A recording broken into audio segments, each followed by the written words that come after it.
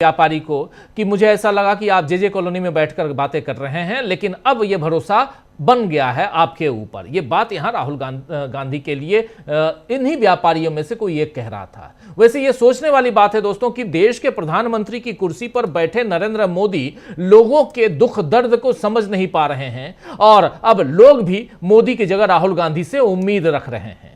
आज उन्नाव कांड की पीड़िता की राहुल गांधी से मुलाकात हुई है। राहुल गांधी से मुलाकात के लिए जब वो गई तो सोनिया गांधी से भी उनकी मुलाकात हुई है। अचानक मैं उन्नाव कांड की पीड़िता का जिक्र क्यों कर रहा हूं? अभी तो बात वैश्य समाज की कर रहा था, वैश्य समुदाय के लोगों की कर रहा था, लेकिन अचानक इनकी बात इसलिए क्योंकि आज एक बहुत बड़ा झकझोर देने वाला मामला जो है सामने आया है। कोर्ट से खबर आई है जो दुख पहुंचाती है। आप जानते हैं कि दिल्ली हाई कोर्ट ने उन्नाव रेप कांड में उम्र कैद की सजा काट रहे पूर्व विधायक कुलदीप सिंह सेंगर की न केवल सजा निलंबित कर दी है बल्कि उसे जमानत भी दे दी है। इस फैसले से निराश पीड़िता ने कल जब दिल्ली में धरना दिया तो पुलिस ने उसे आधी रात को जबरदस्ती उठा दिया, जिसके बाद सवाल उठने लगे कि यह कैसा इंसाफ है जहां पीड़िता को पुलिस विरोध भी नहीं करने दे रही है। और राहुल गांधी ने इसे मृत होते समाज की पहचान बताते हुए आज पोस्ट किया। इस पोस्ट करने के बाद, ये ट्वीट करने के बाद राहुल गांधी से मिलने पहुंची पीड़िता, और ये पीड़िता मिलना चाहती हैं राष्ट्रपति से भी, ये पीड़िता मिलना चाहती हैं देश के प्रधानमंत्री, गृह मंत्री से भी, राहुल गांधी, सोनिया गांधी से, लेकिन मुलाकात इनकी हो गई। राहुल गांधी ने क्या कुछ लिखा है इस मसले पे, जरा उसको दिखाता हूं, आपके सामने रखता हूं। राहुल गांधी लिख रहे हैं, क्या एक गैंग रेप पीड़िता के साथ ऐसा व्यवहार उचित है? क्या उसकी गलती यह है कि वो न्याय के लिए अपनी आवाज उठाने की हिम्मत कर रही है?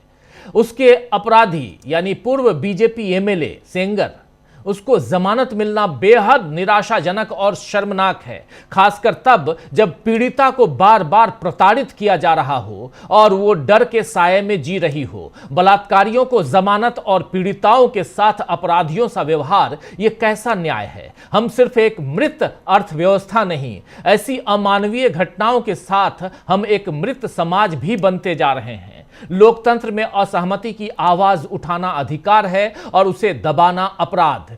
पीड़िता को सम्मान, सुरक्षा और न्याय मिलना चाहिए, न कि बेबसी, भय और अन्याय। यह बात यहां राहुल गांधी लिख रहे हैं। आपको बता दूं कि आज कांग्रेस ने इसके विरोध में प्रेस कॉन्फ्रेंस भी की है। हालांकि सेंगर की तत्काल रिहाई संभव नहीं लग रही है क्योंकि उसे पीड़िता के पिता की हत्या के मामले में भी दोषी ठहराया गया है और इस मामले में वो 10 साल की सजा काट रहा है और फिलहाल वो जेल में ही रहेगा। लेकिन फिर भी इस फैसले से पीड़िता के मन में डर तो बना ही है और इस डर के साये में आज पीड़िता ने राहुल गांधी से मुलाकात की। ये मुलाकात अब से कुछ देर पहले हुई है और देखना होगा कि अब बीजेपी इस मामले में कैसे राजनीति करने के लिए या राजनीति का इस्तेमाल करती है। पीड़िता जब राहुल गांधी, सोनिया गांधी से मिलकर निकली है तो चर्चा, मीडिया से बातचीत करते हुए क्या कुछ कहा है, जरा पहले वो सुनाते हैं, सुन लेते हैं क्या कह रही है। आराम से मैम, आराम से। मैं प्रधानमंत्री से मिलने की गुहार लगाई, मैंने सबसे मिला लेकिन हमको कोई भी नहीं मिला। और राहुल भैया के सामने से फोन आया, सामने से हमको बुलाया और मुझे न्याय का आश्वासन दिया और न्याय की लड़ाई के लिए हाथ हटाओ, न्याय दीजिए। आप लोगों की यही उम्मीद है, मेरा हाथ नीचे कर लो तक बढ़ाइए और मुझे न्याय दीजिए।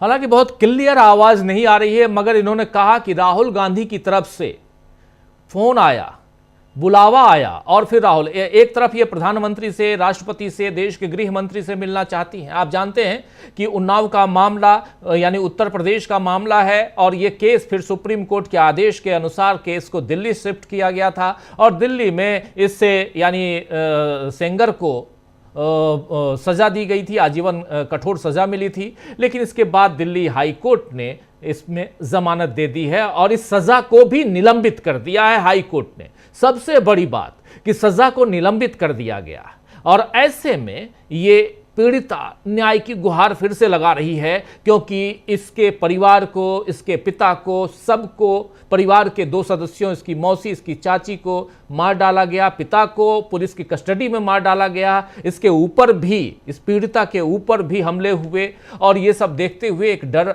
का आलम तो होगा ही।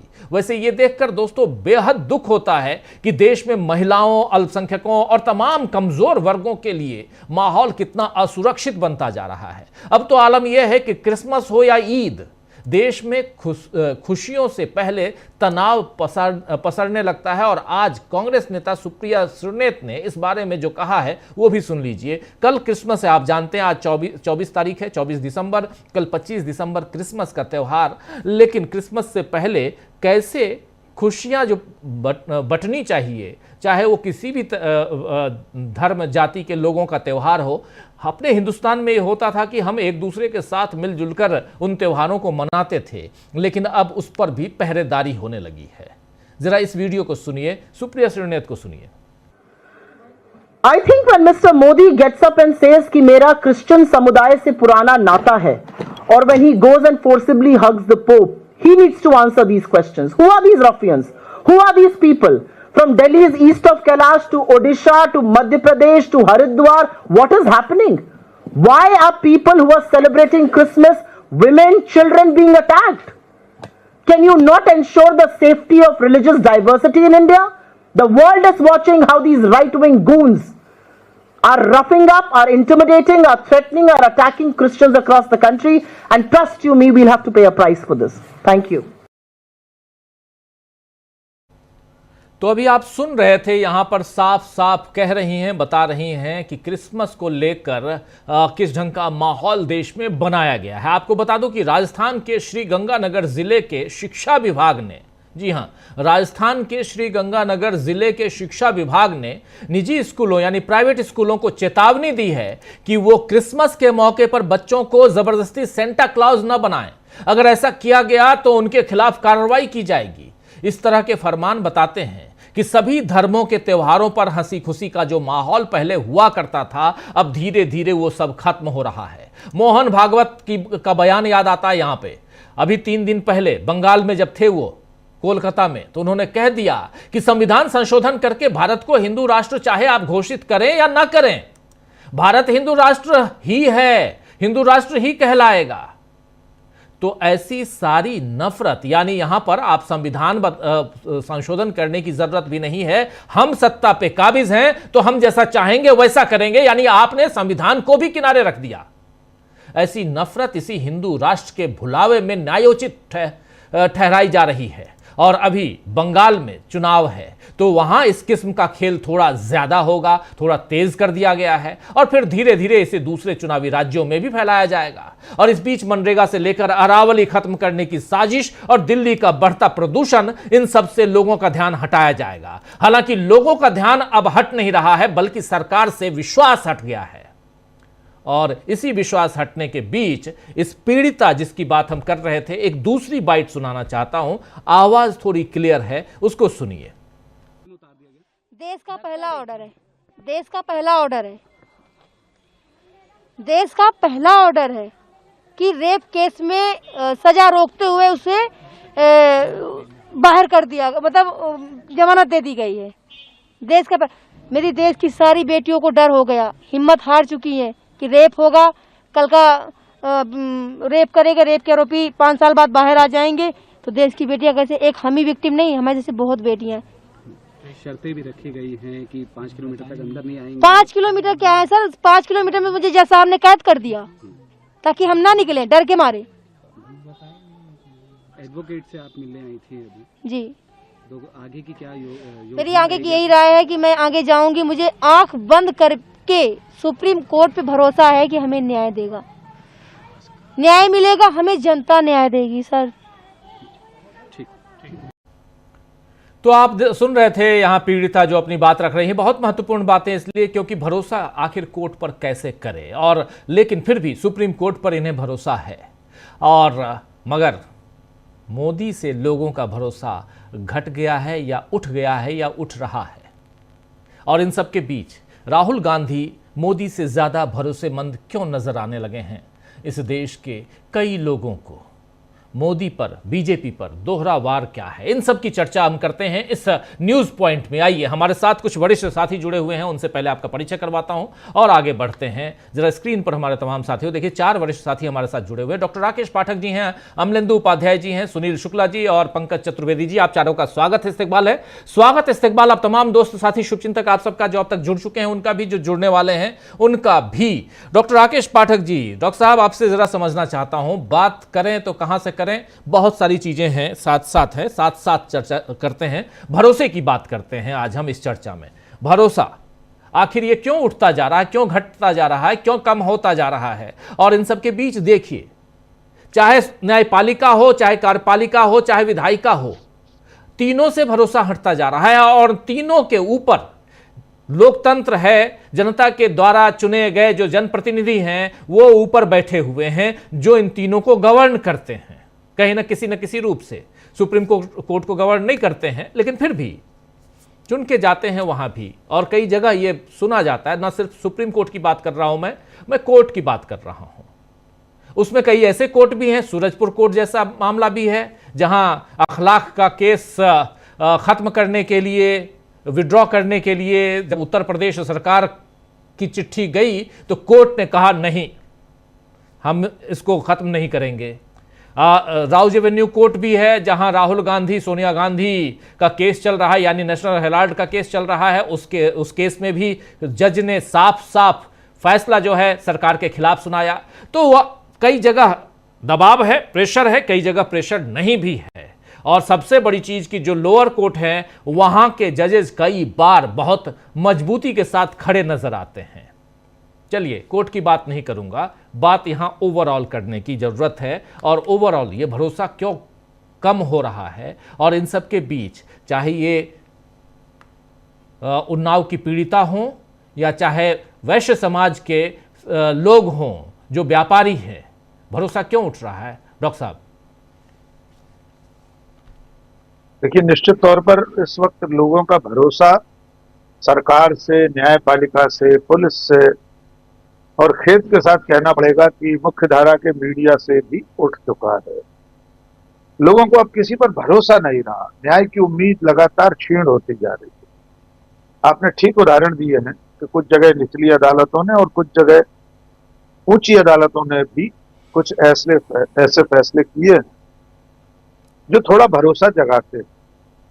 लेकिन जब ऐसा कोई फैसला सामने आता है जिसमें एक सजा याफ्ता अपराधी, उसकी सजा रोक दी जाती है, उसे जमानत पर छोड़ने का आदेश दिया जाता है, और उससे भी बड़ी बात यह है कि जब फरियादिया, पीड़िता देश की राजधानी में शांतिपूर्ण तरीके से, गांधीवादी तरीके से धरने पर बैठती है। सिर्फ 3 लोग डॉक्टर साहब बैठे थे कल। पीड़िता थी, उसकी मां थी और एक सामाजिक कार्यकर्ता योगिता जी। इसके बावजूद दिल्ली की पुलिस उठा ले जाती है, सीआरपीएफ की गाड़ी में उनको ले जाया जाता है। कौन सा अपराध कर रहे थे ये लोग? जब ऐसी घटना होगी तो निश्चित तौर पर भरोसा टूटेगा ही। दूसरा, ये जो दृश्य हम देख रहे हैं कि राहुल गांधी के साथ बैठकर वैश्य समाज के लोग अपनी पीड़ा दर्ज करा रहे हैं। लेकिन आप उस दृश्य को भी याद कर लीजिए डॉक्टर साहब, जब दक्षिण भारत में हमारी वित्त मंत्री निर्मला सीतारमण को एक बड़ी फूड चेन के मालिक ने जीएसटी की कुछ खामियां बताई थी, तो उसके बाद उसका क्या हाल हुआ था। उसे किस तरह माफी मांगने पर मजबूर किया गया।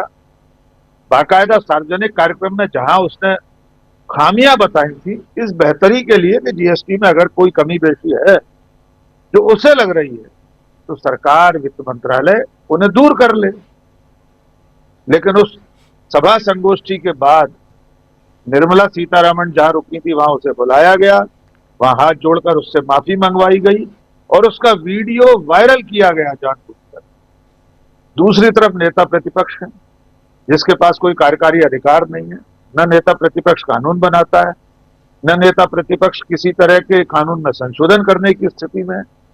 वो तो सरकार को मशवरा दे सकता है, सदन में अपनी राय रख सकता है, लेकिन ये व्यापारी उससे उम्मीद लगाए क्योंकि उम्मीद की सबसे बड़ी देहरी देश को नाउम्मीद कर चुकी है। प्रधानमंत्री से मिलना ही संभव नहीं। और डॉक्टर साहब, इनमें से किसकी हिम्मत है कि नरेंद्र मोदी के सामने खड़े होकर अपनी व्यथा कथा सुना सकें, ये कह सकें कि आपकी सरकार में हमारा धंधा चौपट हो रहा है, हमारा कारोबार खत्म हो रहा है? इनमें से किसी की हिम्मत नहीं। इसलिए जब बची हुई उम्मीद, बचा हुआ भरोसा सिर्फ नेता प्रतिपक्ष से किया जाए, मीडिया के बचे खुचे हिस्से से किया जाए, पीड़िता भी राहुल गांधी के बुलावे पर गई है, वहां उन्होंने अपनी तरफ से बुलाया और वे हर मौके पर हर जगह मौजूद रहते हैं, चाहे हाथरस का मामला हो, भट्टा परसौल से लेकर अब तक राहुल गांधी देश की हर बड़ी समस्या के समय, हर बड़े मुद्दे के समय पीड़ित पक्ष के साथ खड़े दिखाई दे रहे हैं। और सरकार क्या करती है?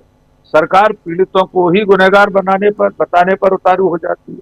सरकार और उसकी एजेंसियां ऐसे हर मौके पर जो फरियादी है, जो शिकायत करता है, जो मांग करने वाला व्यक्ति है, जो पीड़ित पक्ष है, उसकी ही दुश्मन बन जाती है। इसलिए बार बार ऐसा लगता है कि क्या इस देश को सिर्फ नेता प्रतिपक्ष से ही उम्मीद रखने की जरूरत है? तो बाकी एजेंसियां किस काम की हैं? बाकी विभाग किस काम के हैं? सरकार क्या कर रही है? फिर तो इन सबकी दुकानों पर शटर डाल देना चाहिए।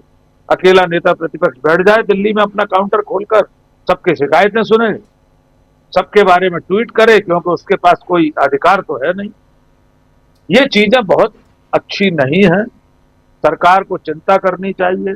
एक अंतिम बात जोड़ना चाहता हूं डॉक्टर साहब, अभी इस पहले चरण में बहुत सारे लोग ये सवाल पूछ रहे हैं कि कुलदीप सेंगर को जमानत मिलने में सरकार को क्या कर सकती है, सरकार की क्या भूमिका है जी। ये तो हाई कोर्ट का फैसला है।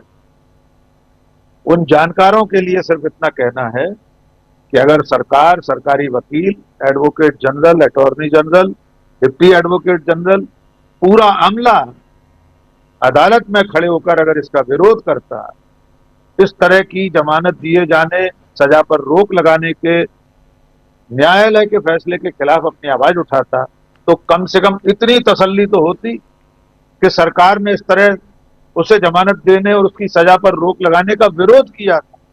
या तो सरकार मदद, अखलाक के मामले में मुकदमा वापस लेने की मांग करने चल पड़ी है सरकार। तो ये जो अंतर है इस वक्त प्रतिपक्ष और पक्ष का, सत्ता पक्ष और विपक्ष का, वो स्पष्ट अब देश में दिखाई दे रहा है। जी जी, बिल्कुल बिल्कुल, ये एक अंतर दिखाई दे रहा है। सुनील शुक्ला जी, आपके पास जरा आना चाहता हूं, कैसे आप देखते हैं इस पूरे भरोसे की बात? भरोसा टूटता हुआ नजर आ रहा है, और भले एक छोटा वर्ग हो, कई लोग तो डर से नहीं बातें करते हैं, और ये व्यापारी वर्ग तो ऐसे भी डरा रहता है, उसको लगता है पता नहीं। और अभी जब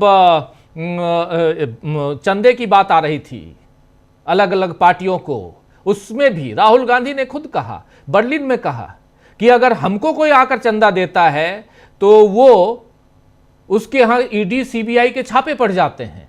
आज की तारीख में कांग्रेस पार्टी और बीजेपी के बीच जो आर्थिक पहलू है, दोनों का अंतर देखिए तो कितना बड़ा है। 6,000 करोड़ उसके अकाउंट में, 6,500 करोड़ बीजेपी के अकाउंट में है, 53 करोड़ रुपए मात्र कांग्रेस के अकाउंट में है। समझ लीजिए क्या फर्क है, कितना फर्क है। 6,000 करोड़ रुपए बीजेपी के अकाउंट में है, बाकी छोड़िए 10,500 करोड़ की तो वो कंपनी जिसको चंदा मिला है। तो ये जो फर्क है, इस फर्क के बीच, इसके बाद भी अगर व्यापारी आकर राहुल गांधी से मुलाकात कर रहे हैं, बात कर रहे हैं, खुल के कह रहे हैं, और एक पीड़िता जो न्याय के लिए सरकार के दरवाजे खटखटा रही है, उसको वहां भी कुछ नहीं, वहां दरवाजे बंद कर दिए जा रहे हैं, फिर कैसी सरकार है और कैसा भरोसा? क्यों भरोसा? धन्यवाद राजीव जी। आपने कांग्रेस और बीजेपी के बीच अंतर की बात की। कोई तुलना ही नहीं है। जो चंदा जिस तरीके से मिल रहा है बीजेपी को, और जो बड़े व्यापारी हैं, बड़े उद्योगपति हैं, उनके ट्रस्ट हैं, जो उनका व्यवहार के साथ है, दोनों में कोई तुलना ही नहीं है। आप तुलना कर रहे हैं अडानी साहब से उस व्यापारी की जो राहुल गांधी के सामने बैठ करके कह रहा है कि साहब हमारा व्यापार। सुनील जी, आपका वीडियो स्थिति ये है। जी, आपका नेटवर्क वो हो रहा है। मैं एक काम करता हूं, मैं तब तक पंकज जी के पास आता हूं इसी सवाल के साथ। आप जरा रिकनेक्ट कीजिए पंकज जी, इसी सवाल के साथ आपके पास रिकनेक्ट कीजिए जरा सुनील जी। देखिए राजीव जी, भारत हमको समझना होगा कि जो अनऑर्गेनाइज सेक्टर है व्यापार का, फुटकर व्यापार का, उसका यह जो हमारी जीडीपी है उसमें लगभग 13% योगदान होता है। और जो अनऑर्गेनाइज सेक्टर, जो छोटी छोटी गांव गुर्दे की छोटी मोटी दुकानें, गुमटियां होती हैं, ये अकेले रोजगार नहीं देती हैं, ये भारत की जीडीपी को एक गति देती है। लेकिन ये सरकारी रिपोर्ट है कि 2018 के बाद में जो अनऑर्गेनाइज्ड फुटकर बाजार का सेक्टर है उसकी भागीदारी लगातार कम होती जा रही है। 2023 में जो कुल व्यापार का 84% रह गई थी, और साथ साथ सरकार का आंकड़ा कहता है कि 2027 में घट के 77% रह जाएगी। अब एक ब्रांड चेन्स का, होम सप्लाई का एक मैटर तो है, लेकिन इसके साथ में जो कुछ और जो मार है व्यापारी पे, टैक्सेशन की मार है जिसके अंदर जीएसटी तो ही है, इसके अलावा यह है कि जो कैश का फ्लो छोटे व्यापारी के पास जो रुक गया, यानी छोटा व्यापारी जो गली मोहल्ले का है उसका अधिकांश जो इस समय ट्रांजैक्शन है वो ये जो अपना क्यूआर कोड वाली इकोनॉमी उस पे आ गया। उसके कारण उसको एक बहुत बड़ी दिक्कत हुई, उसके पास कैश नहीं होता, उसके पास केवल वो पैसा होता है कि वो पैसा दूसरे थोक व्यापारी को उसी से ट्रांसफर कर दे। एक ये दिक्कत हुई। दूसरा, जो पूरे देश में सबसे बड़ी दिक्कत देखी जा रही है कि इस समय जहां जहां पर अनऑर्गेनाइज सेक्टर की छोटी मोटी दुकानें हैं उन पे अतिक्रमण के नाम पे बड़े स्तर पर बुलडोजर चलाए जा रहे हैं। वो कोई जात धर्म देख के नहीं हो रहा है। इस समय आप उत्तराखंड में देखिए, हल्द्वानी से लेकर अल्मोड़ा तक इस बुरी तरीके से तोड़ा जा रहा है लोगों को। होता है कि जाहिर है कुछ कुछ जगह, इसमें कोई कहने का गुरेज नहीं है कि छोटे दुकानदार या छोटे शहरों के दुकानदारों की फितरत होती है कि वो अपनी दुकान को थोड़ा आगे बढ़ाते हैं, सामान रखते हैं, लेकिन ये आज की बात नहीं है, सालों की बात है और उसको मैनेज किया जा सकता है। लेकिन जब हम बगल में खड़े हुए बड़े मॉल को फायदा पहुंचाने के लिए इन छोटी दुकानों में तोड़फोड़ शुरू करते हैं तो एक बहुत बड़ा हमारे सामने, उनके सामने रोजी रोटी का संकट खड़ा होता है। तो एक ये जो समस्या है धीमे धीमे जो है। अच्छा, दूसरी चीज क्या हो रहा है कि बिजनेस का जो सांप्रदायिकरण शुरू हुआ कि फला होटल इस नाम से खुली है, तेरी दुकान में क्यूआर कोड इस नाम से आ रहा है, और कोविड के बाद में लगातार सब्जी बेचने वाले, रेडी बेचने वालों के नाम और जो आधार पूछ के मारा पीछी की जा रही है, उससे एक अलग किस्म का भय छोटे व्यापारियों में।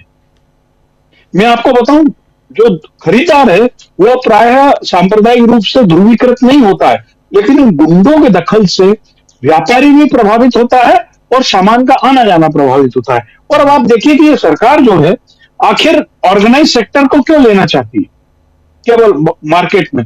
ऑर्गेनाइज सेक्टर में जाहिर है कि आप जानते हैं कि अडानी और अंबानी दोनों की बड़ी यूनिट्स हैं जो चेन बेस्ड हैं। सबसे बड़ी ये, इनसे ये सीधे चंदा ले सकती है, कॉर्पोरेट चंदा। बाकी छोटा दुकानदार तो देता नहीं चंदा। लेकिन आप देखिए इसका खतरा देखिए, कल की घटना में दिल्ली की बता रहा हूं। दिल्ली में एक ऑनलाइन बड़ा एक चेन था, वो लोग क्या कर रहे थे, यूके, यूएसए और दुबई से एक्सपायरी डेट का सामान मंगा रहे थे, जिसके अंदर ब्रांडेड कॉफी भी थी, मिल्क फूड भी था, कोल्ड ड्रिंक्स भी थी, और यहां पर आके बस उसकी रिकैपिंग करते थे और उसको कम दाम में बेच रहे थे। अकेले दिल्ली पुलिस ने कल जो माल पकड़ा है वो 4 करोड़ 65 लाख रुपए का है। तो ये जितने घपले, छूट, इसके आड़ में बड़े व्यापारियों से, ऑर्गेनाइज व्यापारियों से जो सीधे पैसा ले सकते हैं, ये छोटे व्यापारियों से भी नहीं ले पा रहे। ये एक बहुत बड़ा कारण है जिससे छोटे व्यापारी अब धीमे धीमे सिमटते जा रहे हैं। और छोटे व्यापारी का सिमटने का मतलब वो मान के चले कि अनऑर्गेनाइज सेक्टर का बहुत बड़ा रोजगार खत्म होगा। एक छोटी सी गली मोहल्ले की दुकान में उसमें 4, 5, 6 लोग काम करते हैं, उनके पास कोई काम नहीं बचेगा। दूसरा मसला आपने जो कुलदीप सेंगर का बोला, मैं आपको सही बात बताऊं, कुलदीप सेंगर का मसला नहीं है, ये भारतीय जनता पार्टी के मूल चरित्र का मसला है कि ये हर समय आखिर बलात्कारियों के साथ खड़े क्यों होते हैं। उत्तर प्रदेश में वो चिन्मयानंद सरी के लोग थे जिन पर बड़े बड़े आरोप लगे, सजा हुई, बाद में अदालत को मैनेज करके उनको बाहर ले लिया गया। आज की तारीख में बीजेपी के 54 एमएलए और एमपी ऐसे हैं जिन पे महिलाओं के खिलाफ अपराध के रजिस्टर्ड मुकदमे हैं, उसमें से कई बलात्कार के भी हैं। ये सबसे बड़ी संख्या है। और भारतीय जनता पार्टी का चरित्र हम बिल्किस बानो के प्रकरण से देख चुके थे कि एक गर्भवती महिला के पेट को फाड़ कर और उसके साथ में निर्मम हरकत करने वाले जब को कोर्ट से बरी करवाया गया और उसके अंदर मालूम पड़ा कि गुजरात सरकार ने पूरी भूमिका निभाई थी और जब वो लौट के आते उनका स्वागत करते। तो यह भारतीय जनता पार्टी का मूल चरित्र है और इनके मूल चरित्र का ये असल कारण ये है कि ये लोग जिस परिवेश से आते हैं, जहां इनकी सुबह से शाखाएं लगती हैं, इनको बौद्धिक कहते हैं, ये लोग यौनिक रूप से कुंठित होते हैं। इनकी पूरी बातचीत, इनका पूरा विमर्श, इनकी देह दशा कमर के नीचे के हिस्सों पे चलते। आप सोशल मीडिया पे देखिए, आप सोशल मीडिया पे यदि कोई लिखे नेहरू ने ये किया, इंदिरा जी ने ये अच्छा किया था, तो उस पे जो उस आरएसएस के लोग जो लोगों कमेंट होंगे वो अधिकांश कमेंट कमर के नीचे के अंगों के होते हैं। यानी जो फर्स्ट फ्लोर होता है, ये इंसान का फर्स्ट फ्लोर है ना, बुद्धि वाला, वहां तक वो आते ही नहीं, ग्राउंड फ्लोर पे जीते रहते हैं। तो ये उनका चरित्र है। तो कुलदीप सेंगर के साथ उन्होंने जो जिस तरीके से किया, ऐसे और कई मामलों में कर चुके हैं अदालत के इस्तेमाल के साथ में।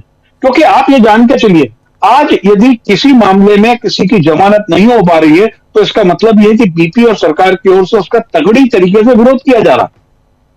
और यदि जमानत हो जाती है तो इसका मतलब ही यह है इस प्रकार के मामले में जिसमें इसमें पॉक्सो एक्ट लगा हुआ है, या लड़की नाबालिग थी जब उसके साथ में दुर्व्यवहार हुआ था, और यदि आप पूरी कहानी पढ़े तो फिल्मी कहानी से लिखी है कि उसके बाप को मार डाला गया, उसकी गाड़ियों से उड़ा दिया गया। हम लोगों ने फिल्मों में कहानी सुनी कि गवाह को गाड़ियों से उड़ा दिया जाए। और आपको याद दिलाऊं, कुलदीप सेंगर को जब सजा हो गई तो भारतीय जनता पार्टी ने उसकी पत्नी को टिकट दिया जी। हालांकि ये बच्ची की मां चुनाव लड़ी थी समाजवादी पार्टी उसके खिलाफ और वह हार गई थी बाई इलेक्शन में, लेकिन यह भारतीय जनता पार्टी का चरित्र है। कुलदीप सेंगर की पत्नी जो कभी राजनीति में नहीं रही, उसको टिकट देने का मतलब क्या था? वो तो गायत्री प्रजापति की पत्नी में बीजेपी का प्रचार कर चुकी है अभी। यानी सभी जो इस तरीके के चरित्र के लोग हैं वो भारतीय जनता पार्टी के प्रिय चरित्र होते हैं, क्योंकि ये लोग देह दशा पर चर्चा करने को ही बौद्धिक समझते हैं। और आप देखिए कि हम जो सुप्रिया श्रींडे ने जो बात बोली, मैं सीरियसली सोच रहा हूं क्या हमारे देश में हम लोग पर्व त्योहार को इतने भय के मामले में मना पाएंगे? हम लोगों ने ईद की नमाज के बाहर इतनी पुलिसें बैठा रखी हैं, कई कई जगह आपने बोल दिया आप सड़कों पे नमाज नहीं पढ़ोगे, कई कई जगह आप कह रहे हो कि दुकानें नहीं लगाओगे। किस तरीके के इसी साल के वीडियो आ रहे हैं मध्य प्रदेश के और दूसरे राज्यों के, जहां पर कोई लाल टोपी सांता क्लॉज बन के निकला, उसको आप मारपीट के घर भगा रहे हो।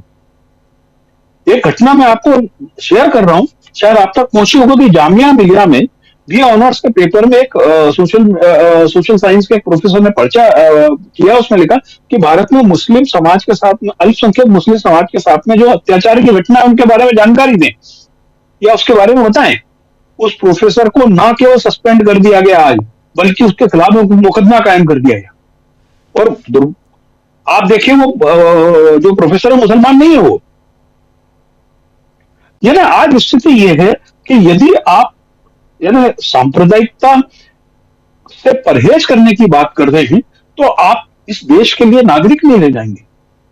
यदि इस देश में हिंदू राष्ट्र की मांग करना जायज है तो मुस्लिम राष्ट्र या सिख राष्ट्र की मांग करने को क्यों गलत कहा जाएगा? यदि कॉन्स्टिट्यूशन के हिसाब से चलना है, भारतीय जनता पार्टी और आरएसएस के लोग इस कॉन्स्टिट्यूशन को नष्ट करना चाहते हैं, चाहे छोटे दुकानदार का मसला हो, चाहे कुलदीप सेंगर का मसला हो या त्योहार मनाने का मसला हो। और उनका मूल जो कारण है येन केन प्रकारेण साम दाम दंड भेद के साथ में इस संविधान को नष्ट करना था। मैं अभी एक सवाल पे एक सज्जन ने मुझसे पूछा कि 16 लोग ऐसे थे जो मुस्लिम लीग से चुनाव लड़े थे लेकिन उनको संविधान सभा का सदस्य क्यों बनाया गया? संविधान सभा का सदस्य बनाया नहीं गया था तो निर्वाचित हुए थे। हिंदू महासभा तो बड़ी मुश्किल से 2 लोगों को भेजा था, तो भेजने नहीं चाहते थे क्योंकि संविधान सभा का विरोध कर रहे थे। बड़ी मुश्किल से मुखर्जी और महाराष्ट्र से एक पपत्सर करके कोई थे, वो आए थे। इन्होंने तो सदस्य नहीं बनाए। ये संविधान के विरोधी उसके गर्व से थे। और नेहरू से इनकी नफरत का कारण यही है कि उन्होंने संविधान में जो प्रावधान रखे वो हिंदू धर्म, सनातन धर्म को मजबूत करने के लिए थे और सनातन धर्म की कुरीतियों को दूर करने के लिए थे। लेकिन ये पोंगा पंडित हैं, ये लोग हिंदू धर्म को बिल्कुल काट की हांडी की तरह बनाना चाहते हैं। और आज इनका जो चरित्र है ये पूरे दुनिया में हमारे धर्म को बदनाम कर रहे हैं। राजू जी, मैं दुनिया के बहुत सारे देशों में गया हूं, हमारे धर्म को, हमारी आस्था को बड़ी इज्जत से देखा जाता था। लेकिन यानी इवन मैं पाकिस्तान में भी मेरा अनुभव इतना बुरा नहीं रहा। लेकिन आज मैं देखता हूं कि आप विदेश में जाओ तो इफ यू आर हिंदू तो हमारी छवि दूसरी हो रही है और इनको शर्म नहीं आ रही है। अब मैं एक चीज को और इस चीज को और बढ़ाना चाहूंगा। आज बांग्लादेश की स्थिति क्या हो रही है आपको मालूम है? बांग्लादेश में एक र्यूमर है, जो कुछ भी है, कि वहां के जो इस्कॉन तरीके संस्था है उनको भारत की एजेंसी फंडिंग कर रही है। और वहां पे हल्ला उड़ गया कि भारत चाहता है कि ज्यादा बांग्लादेश के रहने वाले हिंदू भारत चले जाएं, जिससे वेस्ट बंगाल और असम की थोड़ी सी डेमोग्राफी बदल जाए, वहां हिंदुओं की संख्या बढ़ जाए। तो ये बातें क्यों आ रही हैं? इनके चरित्र के कारण आ रही हैं। जी राजू जी। जी बिल्कुल बिल्कुल, आप सही कह रहे हैं। और इन सब के बीच जो उन्नाव कांड है उसका जिक्र अब फिर दोबारा इसलिए आ गया क्योंकि आप जानते हैं कि सेंगर की सज़ा निलंबित कर दी गई, सेंगर को ज़मानत दे दी गई है। अब जो पीड़िता है वो परेशान है। राहुल गांधी से मुलाकात की, सोनिया गांधी से मुलाकात की है, इसकी चर्चा हम पहले भी कर चुके हैं। लेकिन इसकी चर्चा आज इसलिए दोबारा कि आखिर भरोसा सरकार पर कैसे बने, सरकार भरोसे के लायक क्यों नहीं है और राहुल गांधी भरोसेमंद क्यों होते जा रहे हैं, इसकी चर्चा हम कर रहे हैं। सुनील शुक्ला जी, आप की आवाज़ बीच में, एक्चुअली आप शायद कहीं और हैं और थोड़ा वीडियो जो है आपका वो बीच बीच में आउट हो जाता है, लेकिन कोई बात नहीं, प्लीज़ अपनी बात आगे बढ़ाइए। उस समय अपनी बात आप रख रहे थे। मैं एक कर रहा था राजीव जी कि कांग्रेस और भारतीय जनता पार्टी के बीच में चंदे के मामले में कोई तुलना ही नहीं है। अंतर की बात छोड़ दीजिए, तुलना ही नहीं कर सकते हैं यहाँ। एक पार्टी ऐसी है जो एन केन प्रकार सत्ता के बूते अथाह अकूत पैसा इकट्ठा कर रही है, और वह सत्ता जो किसी अन्य राजनीतिक दल को चंदा दे रहा है, जो भी संगठन, जो भी ट्रस्ट, जो भी उद्योगपति, उसके खिलाफ एक विद्वेषपूर्ण कार्रवाई कर रही है। तो किस बात की तुलना कर रहे हैं? ये कोई सामान्य लेन देन तो है नहीं। यह इस देश में कभी नहीं हुआ कि सरकारें अपनी ताकत के बल पर अपने राजनीतिक दल को पैसा दिलवाओ। कांग्रेस का तो एक चरित्र रहा, कांग्रेस ने तो हमेशा से विरोध किया कि उद्योगपतियों के बल पे राजनीतिक दल नहीं चलने चाहिए। जवाहरलाल ने अपने शुरुआती समय में ही कहा कि ना कोई उद्योगपति किसी भी राजनीतिक दल को चंदा नहीं देगा, प्रतिबद्ध लगाया। बाद में आगे चल करके कहा कि आप अपने लाभ के 3 साल के लाभ, ये भी नहीं कि आप 2-4 दिन के लाभ की बात करें, अगर आपकी कंपनी 3 साल तक लाभ पे है तो भी आप कल 15% आप दे सकते हैं। इस सरकार ने तो एकदम खुला बाजार कर रखा, जितना चाहे उतना दीजिए, तो कोई तुलना नहीं है। और जो उम्मीद की जा रही थी कि इलेक्टोरल बॉन्ड को अवैध घोषित किए जाने के बाद चंदों के लेन देन की स्थिति में सुधार होगा, वो भी नहीं हुआ। और जब ट्रस्ट के माध्यम से लेन देन बढ़ी है और स्थिति खराब होती चली जा रही है, तो आप इसकी तो बात ही मत। अब रही बात की, तो जो बात ये व्यापारिक लोग राहुल गांधी से कह रहे हैं, ये कुछ छुपा हुआ तो थोड़ा रह गया है। आप रिटेलर जो फुटकर विक्रेता है उसके ऊपर क्या बीत रही है, आप रोज मार्केट पर निकलिए तो आपसे बात होगी, लोग बताएंगे आप क्यों व्यापार किस तरह से घटता चला जा रहा है। ऐसे क्षेत्रों में बड़े बड़ी कंपनियां काम कर रही है जो प्रतिबंधित होता था। अब अगर आप अगर सब्जी बेचने का काम भी रिलायंस की कंपनी करेगी तो बाकी क्या करेंगे लोग? ये पहले तो नहीं होता था। आप सोचिए कि पहले क्या था कि जो झंडा होता था, राष्ट्रीय झंडा, वो केवल खादी की बिकती थी। अब आप बड़ी बड़ी कंपनियां बना के बेचने लगी, सरकार ने अलग कर दिया, कैसे चलेगा ये? और अगर आप बड़े व्यापारिक घरानों को काम करने देंगे, मोनोपोली को प्रोत्साहित करेंगे, स्वाभाविक सी बात है कि रिटेलर खत्म हो जाएगा। इसी के बाद जो ऑनलाइन बिजनेस है वो धुआंधार चल रहा है, उसमें भी कोई रोक टोक नहीं है, तो प्रभावित तो फुटकर भी करता ही होगा। आपने बड़े घरानों काम करने की इजाजत दे दी, जूता बेचने का काम भी अडानी साहब करेंगे, अंबानी साहब करेंगे, धनिया टमाटर आलू प्याज बेचने का काम भी अंबानी साहब करेंगे, तो छोटा व्यापारी क्या करेगा, कहां से ले आएगा? अगर बड़े मॉल्स में सब्जियां बिक रही है तो ठेले वाला कहां बेच लेगा, किनके बीच जाएगा? उसका व्यापार तो कम होना ही होना है, वो हो रहा है। राहुल गांधी ने अपनी आर्थिक नीतियों में बाकायदे कहा कि आप बड़े घरानों को इस तरह के फुटकर कामों में अनुमति नहीं दी, अगर आप अपनी व्यवस्था को अर्थव्यवस्था को ठीक रखना चाहते हैं। राहुल गांधी ने उत्पादन कि अगर उत्पादन घटेगा तो अर्थव्यवस्था बेहतर नहीं कर सकते हैं। तो यह जो अविश्वास घट रहा है सरकार को लेकर के, यह कोई काल्पनिक नहीं है, यह कोई एकेडमिक पास नहीं है, ये लोगों का भोगा हुआ यथार्थ है, उनके साथ बीत रही है। इस कारण से सरकार के उनका विश्वास घटा। अब आप राहुल उन्नाव घटना की बात कर लीजिए, उस घटना को याद कीजिए। जब यह घटना सामने आई तो एफआईआर कब दर्ज हुआ? एफआईआर दर्ज में देरी करने के लिए क्या क्या नहीं उपाय किए गए? सेंगर साहब को बचाने के लिए कौन कौन से प्रयास नहीं किए गए? नौबत क्या आई कि उत्तर प्रदेश के बाहर इसकी सुनवाई की बात कही पीड़ित पक्ष में, तब जाके सजा हुई। सजा होने के बाद भी भारतीय जनता पार्टी ने सेंगर साहब के साथ किस तरह का व्यवहार किया, तो किसी को आश्चर्य थोड़े हो रहा। अगर दिल्ली उच्च न्यायालय में बहस हो रही थी, और तो दिल्ली उच्च न्यायालय में जो लोग बातें कर रहे हैं कि साहब तो अदालत का फैसला है, अदालत में खड़े होकर विरोध किया आपने? क्यों नहीं विरोध किया? दिल्ली जेडीयू के उन विद्यार्थियों के खिलाफ तो आप पिछले 5 साल से विरोध कर रहे हैं उनके जमानत का। आप जिस व्यक्ति के ऊपर बलात्कार का आरोप है, वो भी अवेस्ट लड़की के साथ, उसके जमानत का विरोध नहीं करेंगे, उसके सजा माफी का विरोध नहीं करेंगे। उत्तर प्रदेश सरकार का या केंद्र सरकार का कोई भी न्यायिक अधिकारी, वरिष्ठतम न्यायिक अधिकारी क्या इस मामले में अदालत में अपीयर हुआ? अगर नहीं अपीयर हुआ तो क्या ये नहीं बताता कि सरकार क्या चाहती थी, किस सजा में किस तरह की छूट मिले? बिल्किस बानो का केस आपके सामने है कि किस तरीके से गुजरात की सरकार ने उनको चुनाव के पहले छोड़ा, और फिर अदालती हस्तक्षेप जब हुआ और जेल से बाहर निकलने के बाद किस तरीके से उनका सम्मान किया गया गुजरात में, उसके बाद अदालती हस्तक्षेप हुआ तो उनको जेल न जाना पड़े, उसके बचाव के लिए गुजरात सरकार ने क्या क्या नहीं किए, सबके सामने है।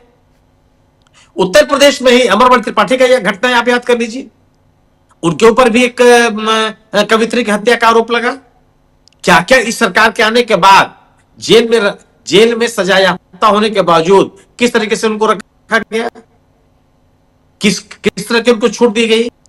अब अमरवती बेटे के ऊपर जिस तरीके से अपनी पत्नी की हत्या को लेकर के जो आरोप लगे, जो उनकी पत्नी की मां है, किस किस तरह के आरोप लगाए, आपको क्या ये पता चला कि उस मामले में राज्य सरकार कठोर से कठोर सजा देने वाले के लिए बहुत प्रयासरत है?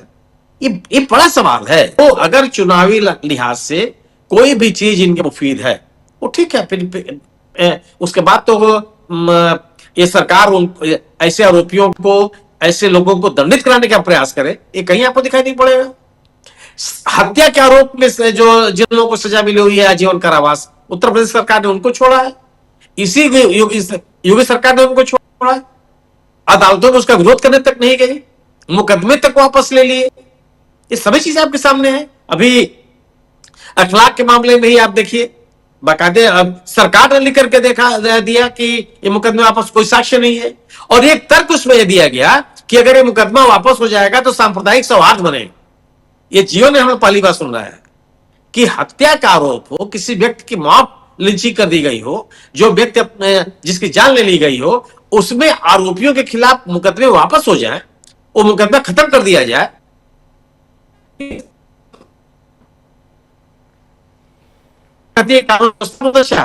संविधान की बात एक आप इस सरकार से कुछ उम्मीद नहीं कर सकते, और लोग इस तमाम इन बातों को देख रहे हैं कि जो कुछ भी निर्णय है वह निर्णय राजनीतिक लाभ से, चुनावी लाभ के लिहाज से निर्णय लिए जा रहे हैं।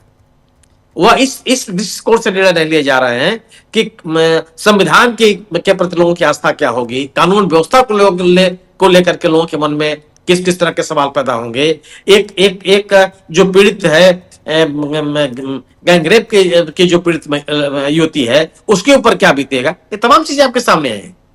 और अगर आप चुनाव में जिसकी बात कही पंकज जी ने कि अगर आप सेंगर साहब की पत्नी को टिकट दे देंगे तो क्या ये आपके संरक्षण का प्रमाण नहीं है?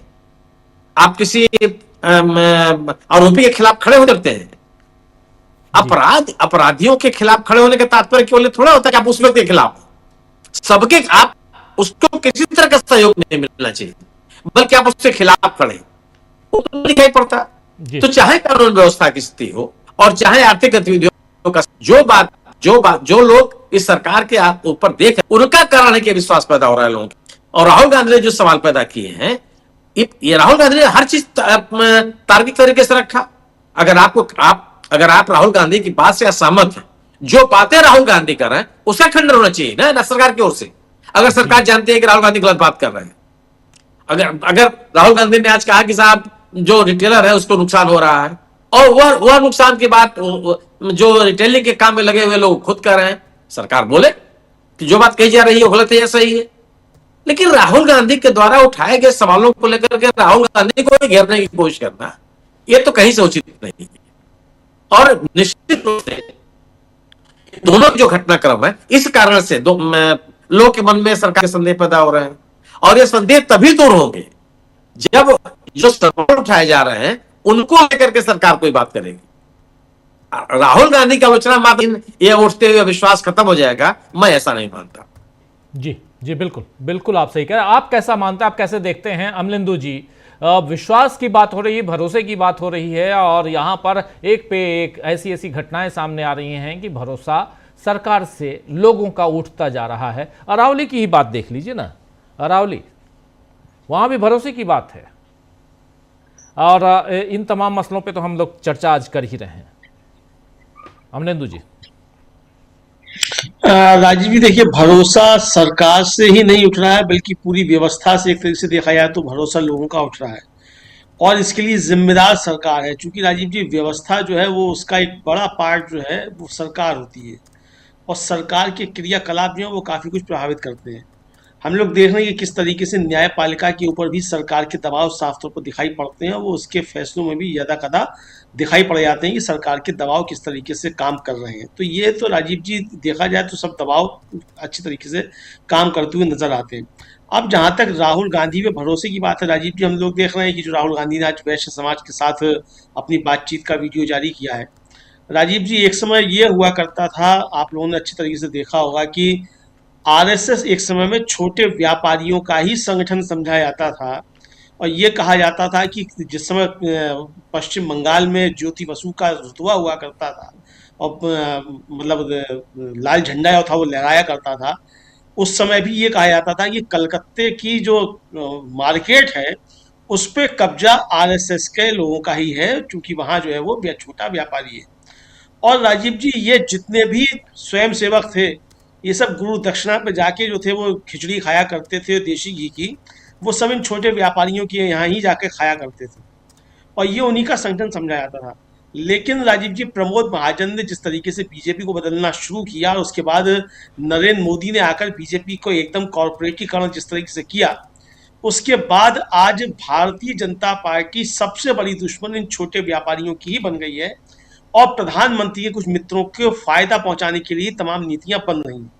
और ये बात अब राजीव जी धीरे धीरे जाकर छोटे व्यापारी को भी समझ में आने लगी है। आपको याद होगा कि गुजरात के चुनाव में सूरत में जो थे वो खूब नारे लगे कि कमल का फूल हमारी भूल, इस तरीके के नारे जीएसटी को लेकर लगे। हालांकि बाद में चुनाव आज जीत गई थी भारतीय जनता पार्टी, लेकिन ये नारे वहां लगे, और बिल जो छपाए गए वहां व्यापारियों ने उस पर ये लिखा था कि हमारी भूल कमल का फूल। तो ये हमारी भूल कमल का फूल लोगों को अब राजीव जी समझ में आने लग गई है बात, और ये भी समझ में आने लगा है कि उनकी बात कौन कर रहा है। सुबह ब्रेकिंग में भी राजीव जी मैंने जिक्र किया था कि जिस दिन अरविंद केजरीवाल की जमानत पर बहस चल रही थी सुप्रीम कोर्ट में, उस दिन एएसजी राजू जो थे वो एक दिन उपस्थित हुए थे, और कहा था कि मैं अभी नहीं रह पाऊंगा, मैं 2 बजे के बाद आऊंगा, क्योंकि दूसरी अदालत में 350 मुकदमे जीएसटी के लगे हुए हैं और मुझे उसमें जाना है। अब राजीव जी ये जीएसटी के 350 मुकदमे अगर सुप्रीम कोर्ट तक पहुंच रहे हैं और जीएसटी काउंसिल जो है उसको लेकर तमाम बातें उठती हैं, ट्रिब्यूनल को लेकर तमाम बातें उठती हैं, तो आप समझ सकते हैं कि 350 मुकदमे एक दिन में सुप्रीम कोर्ट पहुंच रहे हैं जीएसटी को लेकर। तो जीएसटी को लेकर किसके मुकदमे हैं? ये अडानी अंबानी के तो नहीं है, ये जो छोटा व्यापारी है, मझोला व्यापारी है, उसी के मुकदमे जीएसटी को लेकर पहुंच रहे हैं। और अब तो जीएसटी को पीएमएलए एक्ट में शामिल कर दिया है, यानी ईडी का एक सिपाही जो है वो आकर किसी व्यापारी को 1 रुपए के नोटिस पर भी गिरफ्तार कर सकता है और 6 महीने तो आपकी जमानत होगी ही नहीं, सुनवाई ही नहीं होगी।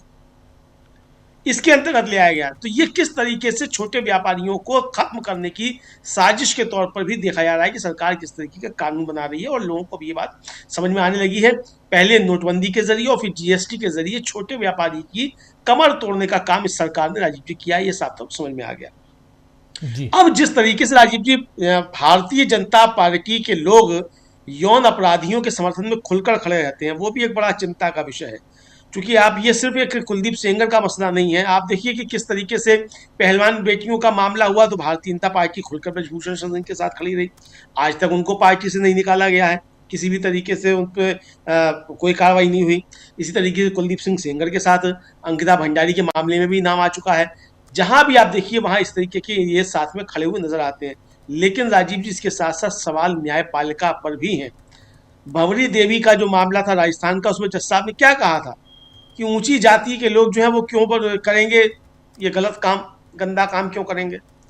तो अगर इस मानसिकता से राजीव जी अदालतों के फैसले होंगे तो सवाल तो निश्चित तौर पर उठेंगे।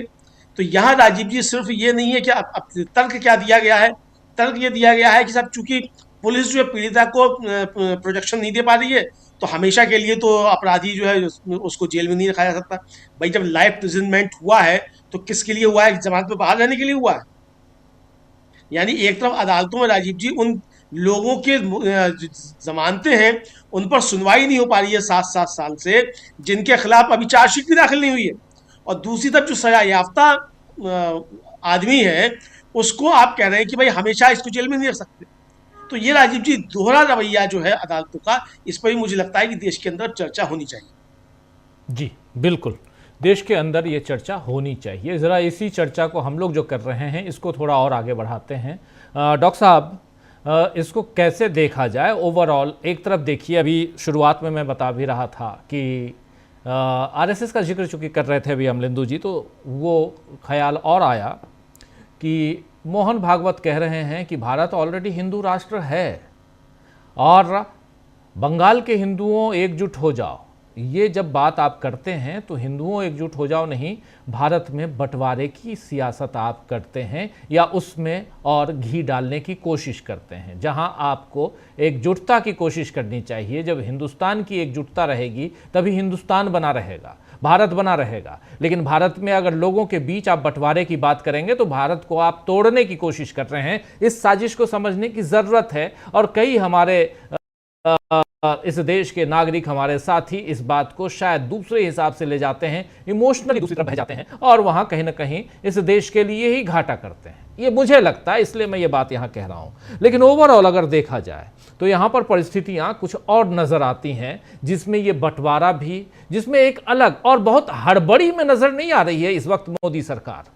मुझे वो हड़बड़ी दिखाई दे रही है, क्या आप लोगों को दिखाई दे रही है? और कैसे? मैं इन्हीं तमाम मसलों को आपके सामने रख रहा हूं, आप सबके सामने रख रहा हूं और रोज रखता हूं। जरा आपके जरिए भी समझना चाहता हूं, पंकज जी, सुनील जी, अमलेंदु जी, आपके जरिए भी समझ, क्या आखिर इस तीसरे कार्यकाल में नरेंद्र मोदी इतनी हड़बड़ी में क्यों हैं, जहां आम जनता के बारे में, उनके हित के बारे में जो एक जनहितैषी जो सरकार होनी चाहिए वो नजर नहीं आ रही है? तीसरा कार्यकाल तो बिल्कुल नजर नहीं आ रहा है। मैं दूसरे और पहले कार्यकाल के लिए सर्टिफिकेट नहीं दे रहा हूं। तीसरा कार्यकाल अगर कह रहा हूं तो इसका मतलब दूसरा और पहला कार्यकाल बहुत अच्छा था, जनहितैषी था, मैं कम से कम ये सर्टिफिकेट नहीं दे सकता। लेकिन तीसरा तो बिल्कुल ही नहीं दिखाई देता है। डॉक्टर साहब, सबसे पहले तो देश की जनता को सैल्यूट कीजिए। एक ताजा खबर आई अभी कुछ सेकंड पहले, अरावली में, पूरे अरावली क्षेत्र में उत्खनन पर केंद्र सरकार ने रोक लगा दी है। वो आदेश भी हम चाहेंगे स्क्रीन पर हमारे साथी दिखा दें, जी जी, जो अभी भारत सरकार की तरफ से पत्र सूचना कार्यालय से आया है।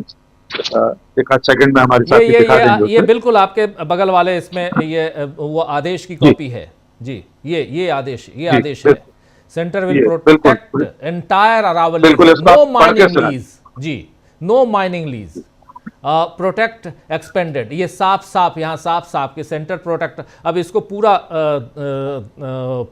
चूंकि छोटे अक्षरों में है, डॉक्टर साहब अगर आप पढ़ पा रहे हो, आपके पास अगर है तो जरूर बताइए। और ये बहुत इंपॉर्टेंट खबर आप बता रहे हैं, बहुत महत्वपूर्ण खबर बता रहे हैं जी डॉक्टर साहब। डॉक्टर साहब, ये लंबा निर्णय है केंद्र सरकार का, लेकिन इसको एक लाइन में यूं समझ लें कि ये जनता की जीत है। हमने पिछले दिनों जिस तरह देखा कि हरियाणा और राजस्थान के लोग अरावली पर्वत श्रृंखला पर चारों तरफ से घेरा डालकर बैठ गए थे, हमारे दर्शकों के लिए कुछ चीजें अपडेट कर देते हैं कि अरावली पर्वत श्रृंखला करीब 692 किलोमीटर लंबी है। समुद्र तल से ऊंचाई किसी भी पहाड़ की नापी जाती, किसी भी स्थान की, शहर की, तो समुद्र तल से उसका आकलन किया जाता है। सरकार ने, सुप्रीम कोर्ट ने 100 मीटर से कम समुद्र तल से जिनकी ऊंचाई, उसने पहाड़ मानने से ही इनकार कर दिया था। यानी उस फैसले के बाद कम से कम 90% 90 से ज्यादा 90% से भी ज्यादा पर्वत श्रृंखला इस खतरे की जद में आ गई थी कि वहां पर खुदाई हो सकती थी, खनन हो सकता था। जो खनन माफिया इसको पाने के लिए लगातार कोशिशें कर रहा था, डबल ए में से किसी एक ए को हो सकता है थोड़े थोड़े टुकड़ों में पूरी पर्वत श्रृंखला मिल जाती। इसका जो खतरा था, अगर ये पहाड़ काटा जाता, ये पर्वत श्रृंखला धीरे धीरे करके, 1-2 दिन में तो नहीं होता, ये एक तरह से दिल्ली और उत्तर भारत के उन तमाम इलाकों के लिए एक दीवार का काम करती है। ये पर्वत श्रृंखला जिसके रहते, जिसके वजूद के चलते थार के रेगिस्तान की धूल और रेत, जो गर्दो गुबार है, वो यहां तक नहीं पहुंच पाता।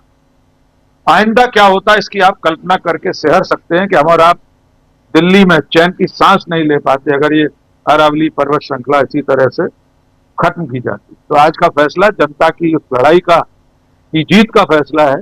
जनता को सैल्यूट करना चाहिए। अब जो लोग तथाकथित मुख्यधारा का मीडिया या सरकार के समर्थक उस फैसले के पक्ष में खड़े थे, फैसले को वापस लेने के लिए भी हो सकता है मास्टर स्ट्रोक जैसा कोई शब्द ढूंढ रहा है, लेकिन जनता जब तक सड़कों पर नहीं उतरेगी डॉक्टर साहब, तब तक उसे जीत नहीं मिलेगी। आज एक बार फिर साबित हो गया। किसान आंदोलन के बाद कृषि कानून वापस लेने पड़े थे, आज ये फैसला वापस लेना पड़ा है। विस्तार में हम आगे बुलेटिन में इसके बारे में बता सकते हैं। अब जहां तक सवाल आपका बाकी का सवाल था, जो संघ की योजना है, नरेंद्र मोदी की हड़बड़ी या जल्दी है, उसके पीछे जो वजह है मैं समझ पाता हूं, वो ये है कि एक तो आने वाले दिन मोदी के लिए खास तौर से, बीजेपी के लिए खास तौर से कठिन होने वाले। वे लगातार जिस तरह हर मोर्चे पर विफल हो रहे हैं, चाहे राष्ट्रीय सुरक्षा का विषय हो, विदेश नीति का मोर्चा हो, आंतरिक हालात हो जिसमें हमारे देश की आर्थिक दशा है, बेरोजगारी है, भुखमरी है। हम भुखमरी के सूचकांक में इथियोपिया से भी पीछे चले गए साहब, अभी जहां होके आए माननीय प्रधानमंत्री जी।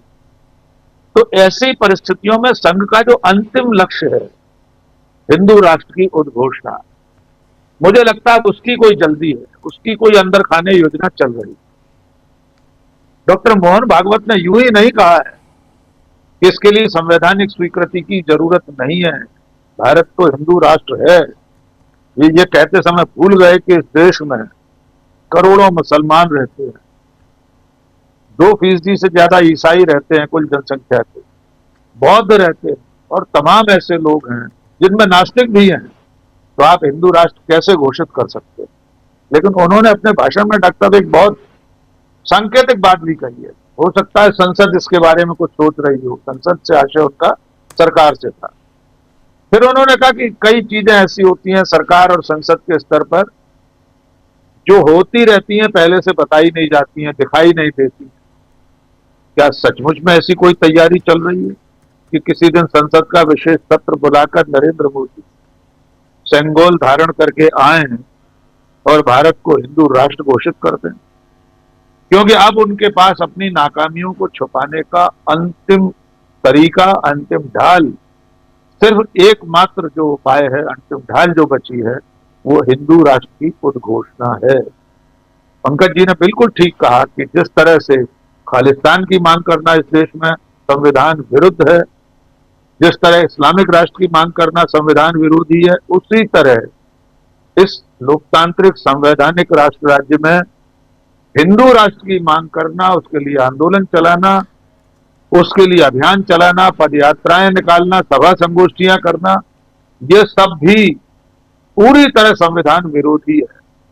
एक अंतिम बात जोड़ना चाहता हूं डॉक्टर साहब, द क्विंट ने खुलासा किया है, पिछले दिनों 10-12 दिन पहले कोई एक आयोजन हुआ है, उसमें देश का केंद्रीय संस्कृति मंत्रालय शामिल हुआ है और उस कार्यक्रम की पूरी थीम थी हिंदू राष्ट्र। सरकारी पैसे से उसका आयोजन हुआ है। वहां पर ऐसे ही लोगों ने, सनातन संस्था और सह आयोजक के रूप में केंद्रीय संस्कृति एवं पर्यटन मंत्रालय उसमें सह आयोजक था। तो अब आप समझिए कि सरकार ने वो पर्दादारी भी छोड़ दी है।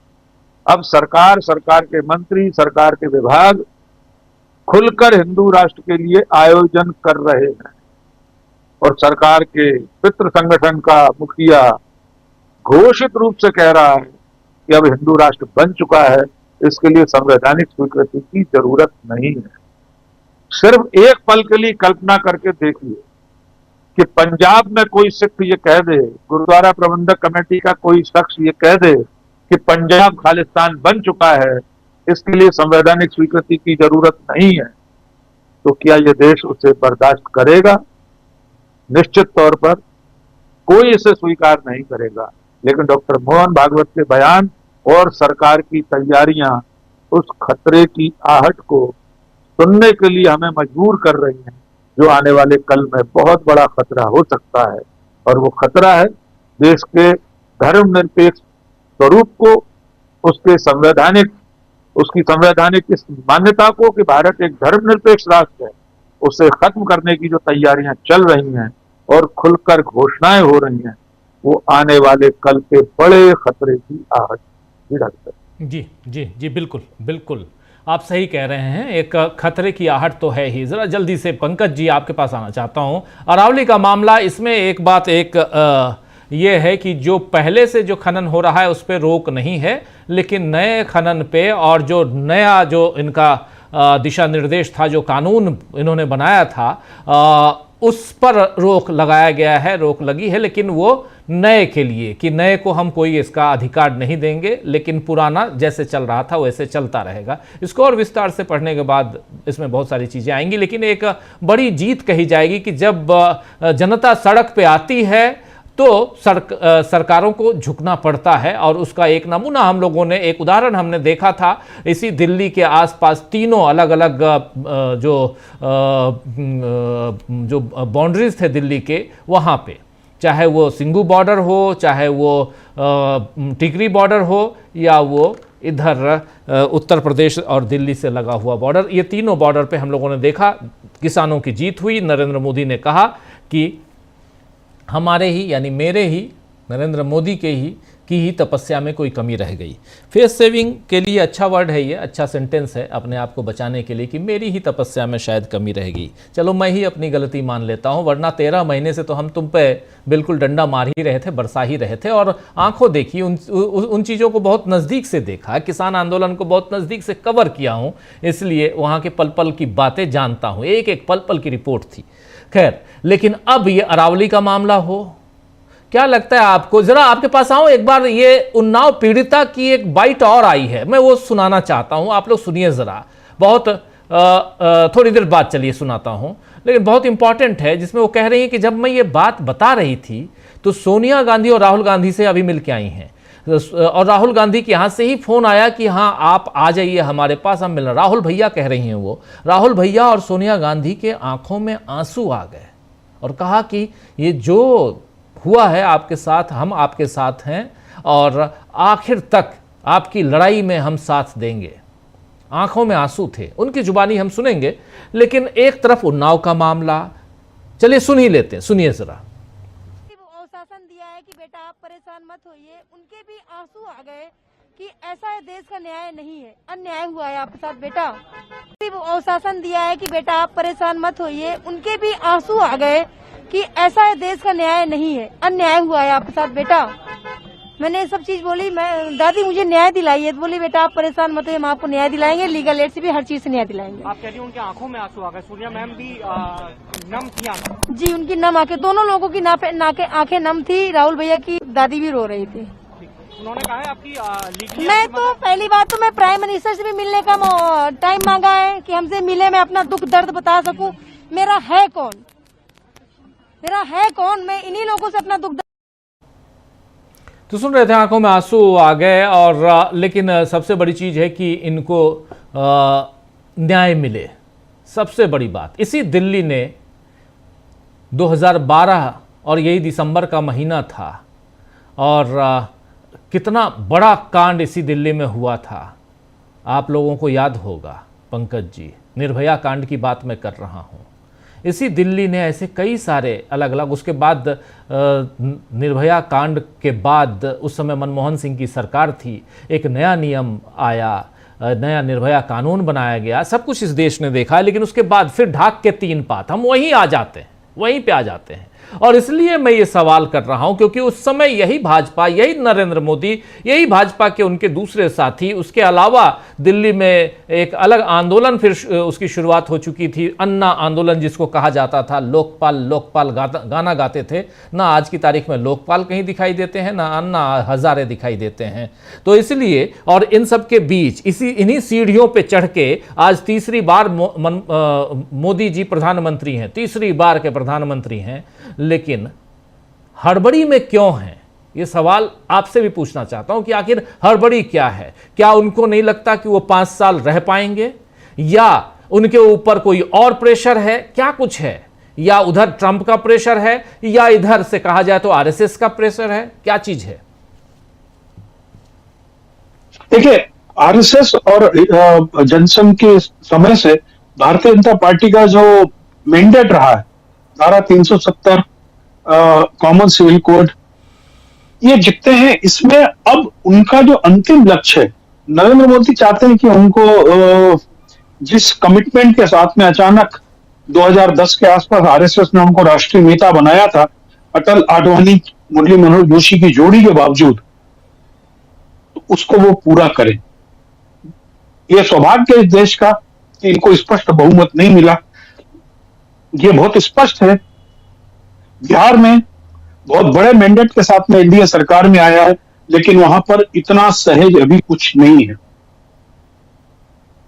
यह भी तय है कि चंद्रबाबू नायडू और नरेंद्र मोदी की पार्टी का जो रिश्ता है वो एक वैचारिक रूप से समान धरातल का रिश्ता नहीं हुआ, अनैतिक किस्म का रिश्ता है।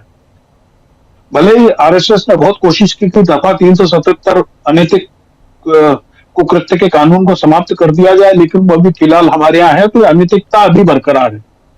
मैं थोड़ी सी चीज को, राकेश भाई की बात को विस्तार से बताना चाहूंगा।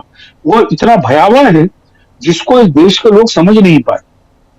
भारत मंडपम में जो कार्यक्रम हुआ उसका पैसा दिया संस्कृति मंत्रालय ने, संस्कृति मंत्री शामिल हुए, उसकी पब्लिसिटी में शेयर की लाट के साथ में दिल्ली में पोस्टर लगे। और आपको बताऊं वो संस्था कौन है जिसने इस कार्यक्रम को आयोजित किया? वो संस्था वो है जो कम से कम 8 बम धमाकों में, मडगांव बम धमाकों से लेकर औरंगाबाद बम धमाकों में शामिल है। गोविंद पानसारे से लेकर कई हत्याओं में उनका नाम आया है। सीधे उनके सनातन संगठन के लोग 2018 में बाकायदा महाराष्ट्र विधान परिषद ने केंद्र सरकार को प्रस्ताव पारित किया था कि सनातन संस्था को आतंकवादी संस्था घोषित करके इस पर रोक लगाई जाए। यह कॉन्फिडेंशियल रिपोर्ट नहीं है, यह विधानसभा में लिखी गई रिपोर्ट है कि सनातन संस्था वो संस्था है जो मैस्मरिज्म करती है, लोगों में अंधविश्वास का बढ़ावा देती है और वो गैर वैज्ञानिक है। उस संस्था के साथ में उदय माहुरकर ने मिलकर, उदय माहुरकर जो आरएसएस के खुले सितारे हैं, उसके साथ में वहां पर यह आयोजन किया गया जिसके अंदर कपिल मिश्रा सरीके दंगाई लोग शामिल हुए। तो यह कोई छोटा मोटा चीज नहीं है, यह एक देश के लिए भयावह संदेश है। दूसरी चीज आपको और बताऊं, तो राकेश जी की बात को आगे बढ़ा रहा हूं। हमको बहुत अच्छा लग रहा है कि सरकार ने अब आगे ठेका देने से मना कर दिया है, लेकिन ये सरकार ने इस डिसीजन को लेने में 20 नवंबर से लेकर और आज 1 महीना क्यों लगाया? आपको बता दूं, बहुत छोटे छोटे खेल किए। हम सब लोगों को याद रखना चाहिए कि लगभग 2021 के आसपास खोड़ी गांव था जिसमें 10,000 मकान थे फरीदाबाद के पास, उसको सुप्रीम कोर्ट के आदेश के नाम पर नेस्तनाबूद कर दिया गया था। लेकिन वही जो कानून था, हरियाणा शहरी विकास प्राधिकरण ने उसी कानून को वैध बनाया, और वो था उसमें केंद्र सरकार में जो पर्यावरण वन मंत्रालय, परिवर्तन मंत्रालय की जो फॉरेस्ट एडवाइजरी कमेटी है, उसकी एक रिपोर्ट आई, और उसके बाद में उन्होंने क्या किया, अरावली फॉरेस्ट इलाके में 67.88 हेक्टेयर भूमि पर बने बहुत सारे सरकारी और प्राइवेट निर्माणों को वैध घोषित कर दिया। ये परसों की बात है। और ये उसी इसमें जो था पंजाब भूमि संरक्षण अधिनियम 1900 का अंतर्गत वहां पे निर्माण पर रोक थी। 3 साल पहले हरियाणा विधानसभा में इसी के कानून की आड़ लेकर इसमें संशोधन करके इसी निर्माण को वैध करने की कोशिश की गई थी। उस समय कांग्रेस ने विरोध किया था, नहीं किया। अब इन्होंने क्या किया, केंद्र सरकार के पर्यावरण मंत्रालय से एक रिपोर्ट बनवाई, और उसके असेसमेंट के आधार पर यह जो बड़ा निर्माण है, ये छोटा निर्माण नहीं, जो फॉरेस्ट लैंड पे इंक्रोचमेंट करके कंस्ट्रक्शन किया था, उसको वैध बना दिया। अब इंतजार करिए, ये जानकारी तो मेरे पास आई है, अभी इन्होंने बहुत सारे ऐसे कुकर्म कर लिए होंगे जिससे चंदा मिल जाता है। तो ये जो 1 महीने का समय लगाया है ना इन्होंने, केवल इसलिए लगाया कि इस प्रकार के बहुत सारे चीजें कर सकें। और आखिर चंदा का इनका खेल आप देखिए, मैं आपको बता रहा हूं कि हम अरुणाचल प्रदेश को लें, पेमा खांडू ने विश्व का रिकॉर्ड बनाया। 1 महीने में 3 पार्टी बदली, चीफ मिनिस्टर रहते हुए। 2016 में कांग्रेस से चीफ मिनिस्टर बने, उसके बाद वो पीपीए बना लिया उन्होंने, और पीपीए का अगले महीने बीजेपी में विलय कर लिया। अब आप कारण सुनिए उसका। 2012 से वो 2023 तक 146 ठेके 383.4 करोड़ के, जो केवल अरुणाचल प्रदेश के 2 जिलों के हैं, वो 100% ठेके पेमा खांडू के परिवार की कंपनियां, जो उनकी पत्नी, उनके बेटे, उनके साले के नाम है, उनको दिए गए। ये ऑन रिकॉर्ड है कि असम में एक ऐसी कंपनी को ठेका दिया गया